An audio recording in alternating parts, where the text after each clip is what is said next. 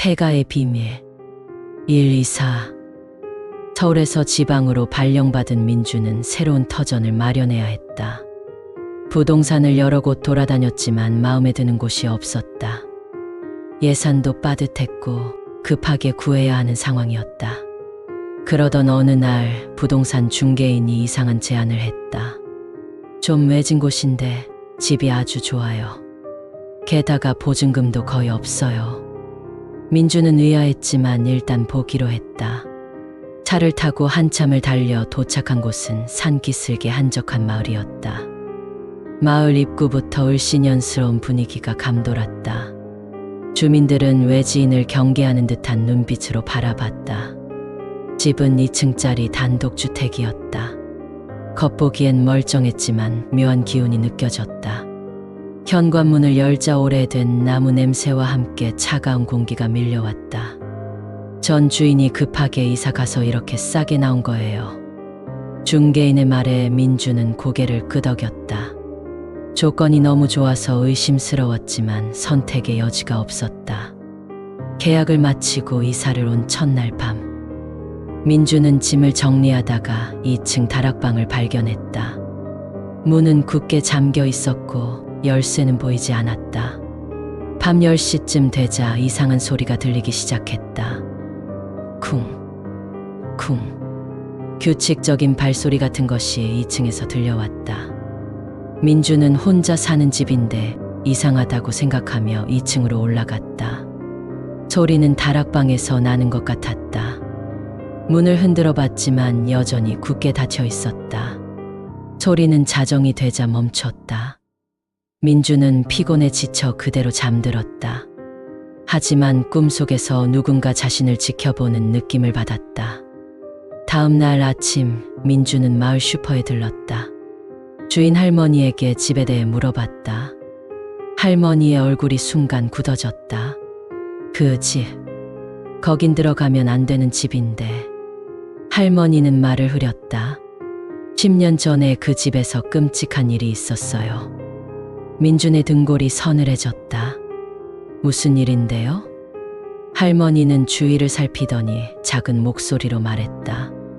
가족 4명이 다락방에 갇혀서 죽었대요. 누가 가뒀는지는 아무도 몰라요. 그 뒤로 그 집엔 이상한 일만 생긴다고. 민주는 소름이 돋았다. 어젯밤의 발소리가 떠올랐다. 하지만 이미 계약을 했고 돈도 없었다. 그날 밤부터 이상한 일들이 더 자주 일어났다.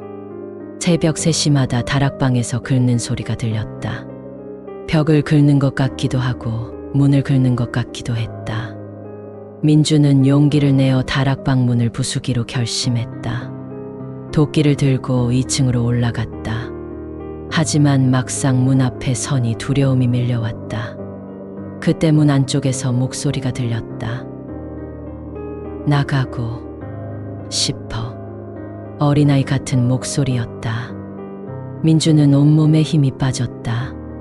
도끼를 떨어뜨리고 계단을 굴러 내려갔다. 그날 밤 민주는 거실 불을 켜놓은 채 한숨도 자지 못했다. 이 진실의 단서. 아침이 밝았지만 민주는 눈이 충혈되어 있었다. 밤새 다락방에서 들려오는 소리 때문에 잠을 이루지 못했다. 출근 준비를 하면서도 계속 2층을 올려다봤다. 회사에서도 일이 손에 잡히지 않았다. 동료들이 얼굴이 왜 그러냐고 물었지만 사실대로 말할 수 없었다. 점심시간에 민주는 근처 도서관으로 향했다. 지역 신문 자료를 찾아봤다. 10년 전 기사를 뒤지다가 작은 기사 하나를 발견했다. 마을 주택에서 일가족 변사체 발견. 기사 내용은 충격적이었다. 김성호 45씨 가족 4명이 집 다락방에서 숨진 채 발견됐다. 사인은 아사와 탈수로 추정된다. 경찰은 타살 가능성을 두고 수사했으나 증거 불충분으로 종결됐다. 이상한 점은 다락방 문이 안쪽에서 잠겨 있었다는 것이다. 하지만 열쇠는 발견되지 않았다. 민주는 기사를 복사해서 들고 나왔다. 저녁에 다시 마을 슈퍼를 찾아갔다. 할머니는 민준을 보자 한숨을 쉬었다. 그 집에서 뭔가 느꼈나 보네요. 할머니가 먼저 말을 꺼냈다. 민주는 고개를 끄덕이며 신문 기사를 보여줬다. 김성호 씨 가족 말이에요. 할머니의 눈에 슬픔이 어렸다. 착한 사람들이었는데 그날 이후로 마을이 완전히 변했어요. 할머니는 그날의 이야기를 들려주었다. 김성호 씨는 마을에서 존경받는 목수였다. 아내와 두 아이와 함께 행복하게 살았다. 그런데 어느 날부터 김 씨의 행동이 이상해졌다. 마을 사람들을 피하고 집에만 틀어박혀 있었다. 아이들도 학교에 나오지 않았다. 며칠 후 우편 배달부가 이상한 냄새를 맡고 신고했다. 경찰이 문을 부수고 들어갔을 때 충격적인 광경이 펼쳐졌다. 가족 4명 모두 다락방에서 말라비틀어진 채 죽어 있었다. 더 이상한 건요. 다락방 벽에 무언가 써져 있었대요. 할머니가 목소리를 낮췄다. 피로 쓴 글씨였는데 그것이 나를 바꿨다라고. 민주는 온몸에 소름이 돋았다. 그게 무슨 뜻인가요? 할머니는 고개를 저었다.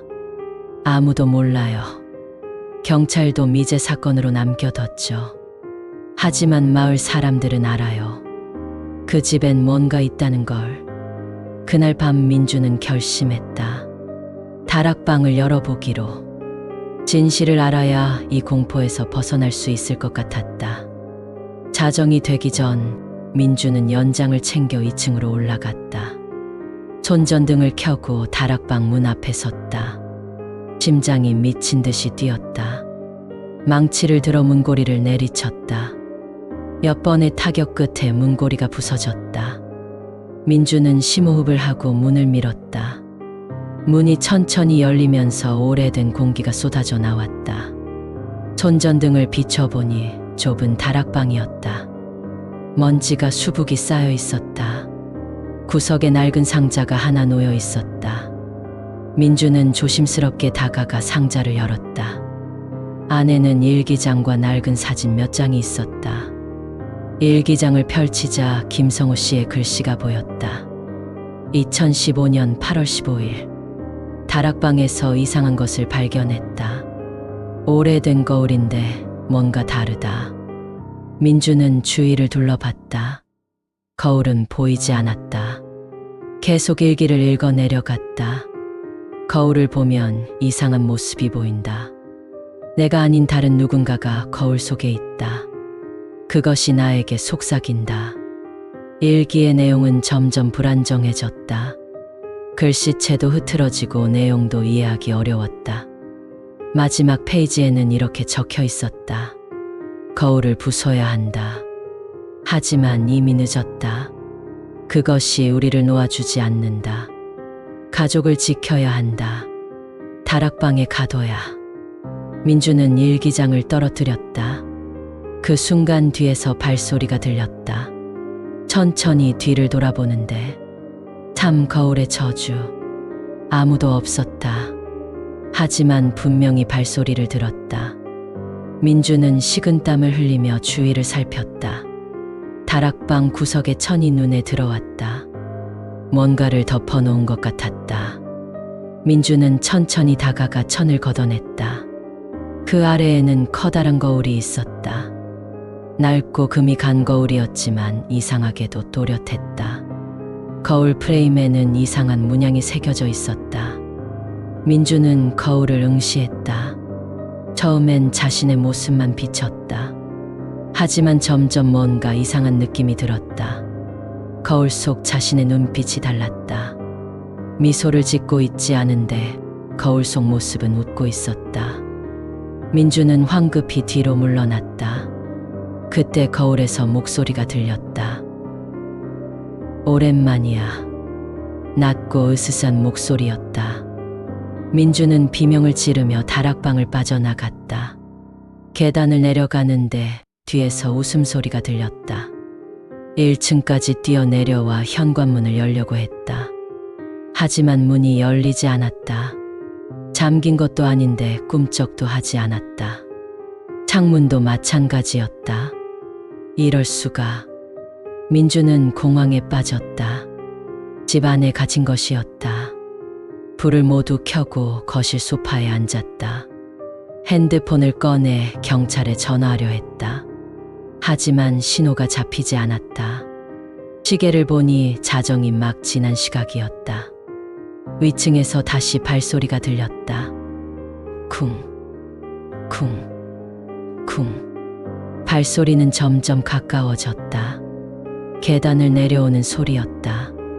민주는 소파 뒤에 숨었다. 거실 불이 깜빡이기 시작했다. 깜빡, 깜빡. 그러더니 완전히 꺼졌다. 어둠 속에서 숨소리가 들렸다. 자신의 것이 아니었다. 누군가, 아니 무언가가 가까이 있었다. 왜? 거울을 봤어. 목소리가 바로 옆에서 들렸다. 민주는 입을 막고 숨을 참았다. 핸드폰 손전등을 켰다. 불빛이 비추는 곳에 누군가 서 있었다. 김성호 씨였다. 아니, 김성호 씨의 모습을 한 무언가였다. 얼굴은 창백했고 눈은 텅 비어 있었다. 입가에는 이상한 미소가 걸려 있었다. 너도 우리처럼 될 거야. 그 존재가 손을 뻗었다. 민주는 비명을 지르며 부엌으로 뛰어갔다. 부엌에서 칼을 집어들었다. 하지만 그것이 무슨 소용이 있을까? 상대는 이미 죽은 존재였다. 뒤에서 인기척이 느껴졌다. 민준이 뒤를 돌아보자 이번엔 여자와 아이들이 서 있었다. 김성호 씨의 가족 전부였다. 그들은 모두 같은 표정을 하고 있었다. 텅 빈 눈과 기괴한 미소. 그들이 일제히 입을 열었다. 거울, 거울, 거울. 같은 말을 반복하며 다가왔다. 민주는 뒷걸음질 치다가 벽에 부딪혔다. 더 이상 도망갈 곳이 없었다. 그들의 손이 민준에게 닿는 순간 갑자기 달 울음소리가 들렸다. 동이 트고 있었다. 그 순간 유령들이 연기처럼 사라졌다. 민주는 바닥에 주저앉아 거칠게 숨을 몰아쉬었다. 밖이 밝아지자 현관문이 열렸다. 민주는 정신없이 집 밖으로 뛰쳐나갔다. 마을 입구까지 달려갔다. 하지만 문제가 있었다. 집에서 완전히 벗어날 수 없었다. 거울을 본 순간 저주가 시작된 것이었다. 민주는 마을 교회로 향했다. 신부님께 도움을 청하기로 했다. 하지만 교회는 오래전에 폐쇄됐다는 표지판만 있었다. 결국 다시 슈퍼 할머니를 찾아갔다. 할머니는 민준의 얼굴을 보자 놀라며 말했다. 당신, 거울을 봤구나. 민준은 고개를 끄덕였다. 할머니는 한숨을 쉬며 안으로 들어오라고 했다. 그 거울에 대해 알아야 할 게 있어요. 거울의 기원. 할머니는 민준에게 차를 내왔다. 따뜻한 차를 마시자 몸이 조금 진정됐다. 할머니는 오래된 사진첩을 꺼내 들었다. 이 거울은 원래 마을의 유물이었어요. 할머니가 낡은 사진을 보여줬다. 흑백 사진 속에 그 거울이 있었다. 100년도 더 전 얘기예요. 마을에 이상한 행상인이 왔다고 해요. 그가 이 거울을 팔고 갔대요. 거울을 산 사람은 마을의 유지였다. 부유한 지주로 큰 저택에 살았다. 그런데 거울을 들인 후부터 이상한 일이 생기기 시작했다. 지주는 점점 이상해졌어요. 가족들을 학대하고 마을 사람들을 괴롭혔죠. 마치 다른 사람이 된 것 같았대요. 결국 지주는 자신의 가족을 모두 죽이고 자살했다. 마을 사람들이 저택에 들어갔을 때 모두가 거울 앞에 쓰러져 있었다. 그 후로 거울은 마을 창고에 봉인됐어요. 하지만 10년 전에 김성호 씨가 우연히 발견한 거죠. 그리고 당신도 알다시피 민주는 온몸이 떨렸다. 그럼 저는 어떻게 해야 하나요? 거울을 부수면 되나요? 할머니는 고개를 저었다. 그렇게 간단하지 않아요. 거울을 부수려 한 사람들이 있었어요. 그들은 모두 실패했다. 거울은 어떤 도구로도 깨지지 않았다. 심지어 불에 태워도 멀쩡했다. 거울에는 무언가가 갇혀 있어요. 아주 오래된 악한 무언가. 그것이 사람의 마음을 집어삼키는 거예요. 할머니는 오래된 일기장을 꺼냈다. 이건 마을 역사를 기록한 거예요. 여기 거울에 대한 기록이 있어요. 일기에는 거울을 물리치는 방법이 적혀 있었다. 거울을 본 자가 스스로 거울 속으로 들어가야 한다. 그리고 그 안에 갇힌 존재와 맞서야 한다. 민주는 믿을 수 없다는 표정을 지었다. 거울 속으로 들어간다고요? 그게 가능한가요? 할머니는 진지한 표정으로 고개를 끄덕였다. 자정에 거울 앞에 서세요. 그리고 거울 속 자신의 손을 잡으세요. 그러면 거울 속 세계로 넘어갈 수 있다고 했다. 하지만 위험했다. 거울 속에서 나오지 못할 수도 있었다. 거울 속 존재를 이겨야 해요. 그것의 본체를 찾아 없애야 합니다. 그래야만 저주가 풀려요. 민주는 선택의 여지가 없었다. 이대로 있으면 결국 김성우 씨처럼 될 것이었다. 벌써부터 이상한 환청이 들리기 시작했다. 알겠습니다. 오늘 밤에 해보겠습니다. 민준이 말했다. 할머니는 작은 부적을 건넸다. 이걸 가지고 가세요. 이것이 당신을 조금이라도 보호해 줄 거예요. 그리고 꼭 살아서 돌아오세요. 민주는 부적을 받아 주머니에 넣었다. 집으로 돌아가는 길이 무겁게 느껴졌다. 오늘 밤이 마지막 밤이 될지도 몰랐다. 집에 도착하자 이미 해가 지고 있었다. 민주는 간단히 식사를 하고 준비를 시작했다. 손전등, 칼, 그리고 할머니가 준 부적. 시간이 흘러 밤 11시가 됐다. 민주는 2층 다락방으로 올라갔다. 거울은 여전히 그 자리에 있었다. 거울을 보자 다시 그 기분이 들었다. 빨려 들어갈 것 같은 느낌. 거울 속 자신이 웃고 있었다. 좋아, 해보자. 민주는 심호흡을 했다. 자정까지 1시간이 남았다. 그 시간 동안 민주는 각오를 다졌다. 살아서 돌아오지 못할 수도 있었다. 하지만 이대로 있을 수는 없었다. 자정을 알리는 시계 소리가 울렸다. 또. 민주는 거울 앞에 섰다. 거울 속 자신이 손을 내밀었다. 민준도 천천히 손을 뻗었다. 두 손이 닿는 순간 세상이 뒤집혔다. 오, 거울 너머. 눈을 뜨자 모든 것이 달랐다. 민주는 여전히 다락방에 있었지만 뭔가 이상했다. 색깔이 달랐다. 모든 게 희미한 회색빛이었다. 공기도 무겁고 차가웠다. 뒤를 돌아보니 거울이 있었다. 하지만 이제 거울 너머로 현실 세계가 보였다. 빈 다락방이 보였다. 여기가 거울 속인가? 민주는 중얼거렸다. 주변을 살펴봤다. 다락방은 현실보다 더 낡아 보였다. 벽에는 이상한 얼룩이 가득했다. 바닥엔 알 수 없는 글자들이 적혀 있었다. 계단을 내려가 1층으로 향했다. 집 안은 텅 비어 있었다. 하지만 어딘가에서 존재의 기운이 느껴졌다. 거실에 들어서자 그것을 봤다. 커다란 검은 그림자가 벽에 붙어 있었다. 그것이 천천히 움직이기 시작했다. 그림자가 바닥으로 내려와 형체를 갖췄다. 인간의 모습이었지만 완전히 검었다. 얼굴엔 눈만 붉게 빛났다. 드디어 새로운 먹이가. 그것이 말했다. 목소리는 수십 개가 겹쳐진 것 같았다. 민주는 칼을 꺼내 들었다. 하지만 그것이 칼에 베일 것 같지 않았다. 그림자는 실체가 없어 보였다. 넌 날 이길 수 없어. 그림자가 웃었다. 수백 년 동안 수많은 영혼을 집어삼켰지. 그림자가 공격해왔다. 민주는 옆으로 피했다. 그림자가 스친 곳이 얼어붙었다. 할머니가 말한 본체를 찾아야 해. 민주는 생각했다. 이 그림자는 본체가 아닐 것이다. 2층으로 뛰어 올라갔다. 그림자가 따라왔다. 벽과 천장을 타고 빠르게 움직였다. 다락방으로 들어가 문을 닫았다. 하지만 그림자는 문틈으로 스며들어왔다.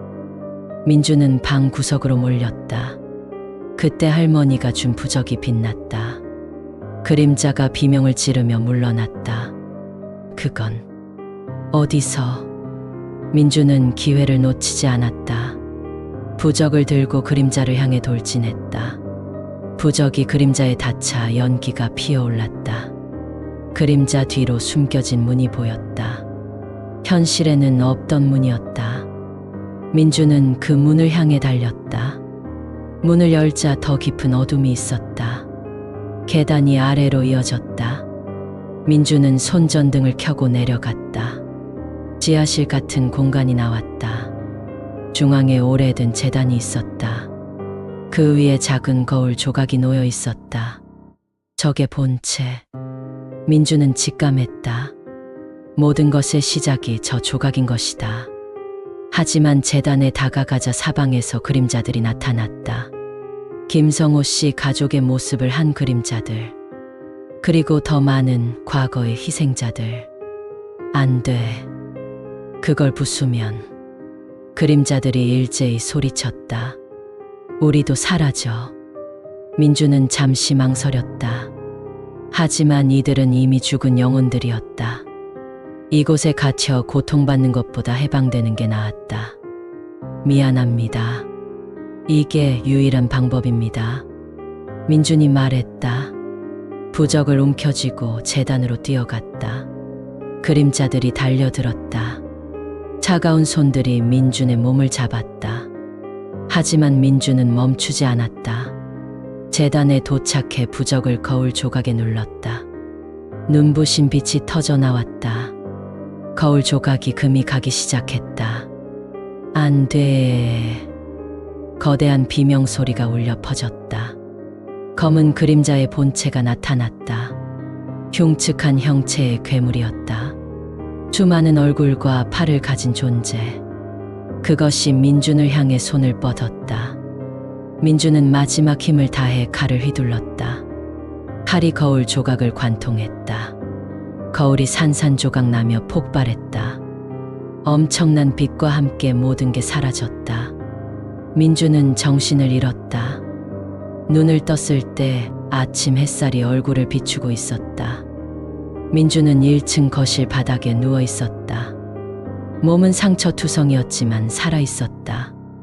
비틀거리며 일어나 2층으로 올라갔다. 다락방의 거울은 완전히 부서져 있었다. 거울 조각들이 햇빛에 반짝였다. 이상하게도 집의 분위기가 달랐다. 무겁고 음침했던 기운이 사라졌다. 평범한 집처럼 느껴졌다. 민준은 마을 슈퍼로 향했다. 할머니는 민준을 보자 놀라며 달려왔다. 살아 돌아왔구나. 네, 끝났습니다. 민준이 미소 지었다. 거울을 부쉈어요. 할머니의 눈에 눈물이 고였다. 고맙네. 정말 고마워. 이제 그 영혼들도 평화를 찾았을 거야. 그날 밤 민주는 처음으로 편안하게 잠들었다.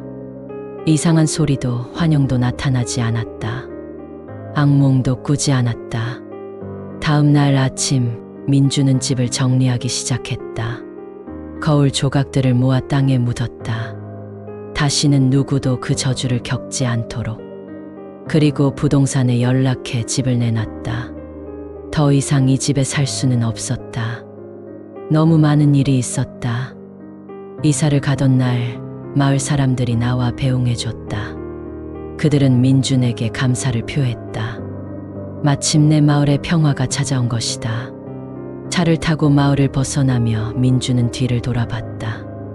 그 집은 이제 그저 낡은 집일 뿐이었다. 저주는 완전히 사라졌다.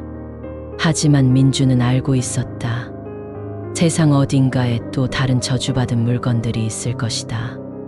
그리고 누군가는 그것들과 맞서야 할 것이다. 민주는 핸들을 꽉 잡고 앞을 바라봤다. 새로운 시작이었다. 그리고 다시는 이상한 집에 들어가지 않겠다고 다짐했다. 그날 밤 뉴스에 작은 기사가 나왔다. 10년 전 미제 사건 초자연적 현상으로 재조명. 하지만 아무도 진실을 믿지 않았다. 민준만이 알고 있었다. 거울 너머에 무엇이 있었는지, 그리고 그것을 물리치기 위해 무엇을 했는지. 그것으로 충분했다.